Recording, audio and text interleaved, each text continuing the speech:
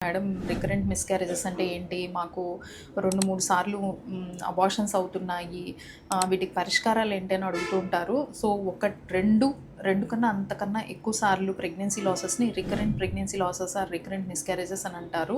దీంట్లో కారణాలు వెతకడమే చాలా ఇంపార్టెంట్. చాలా వరకు కేసెస్‌లో చాలా సింపుల్ ట్రీట్మెంట్స్‌తోనే వాళ్ళకి ప్రెగ్నెన్సీ అందడం జరుగుతుందనమాట. రికరెంట్ మిస్‌క్యారేజెస్‌లో క్రోమోజోమల్ అబ్నార్మాలిటీస్ ఫస్ట్ ప్రాబ్లమ్. అంటే పిండం ఏర్పడినప్పుడు అందులో ఉన్న జన్యుపరమైన లోపాల వల్ల ఇట్లా రికరెంట్ మిస్‌క్యారేజెస్ జరుగుతుంటాయి.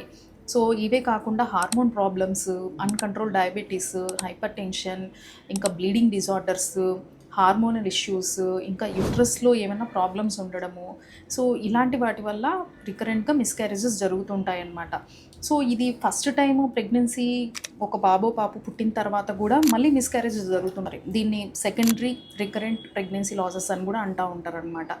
మనకు ట్రీట్మెంట్ ఆప్షన్స్ తీసుకుంటే గనక బ్లడ్ థిన్నర్స్ బాగా యూజ్ అవుతాయి.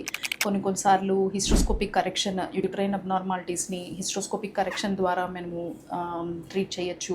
ఐవీఎఫ్‌లో కూడా క్రోమోజోమల్ అబ్నార్మాలిటీస్‌కి చాలా మంచి పరిష్కారాలు ఉన్నాయి. దీన్ని పీజీటీఏ అని కూడా అంటామన్నమాట. పీజీటీఏ, పీజీటీఎం ఇలా చాలా రకాలు ఉన్నాయన్నమాట. సో, ఈ ట్రీట్మెంట్స్ ద్వారా కూడా హెల్తీ ప్రెగ్నెన్సీ వచ్చే అవకాశాలు ఉంటాయన్నమాట.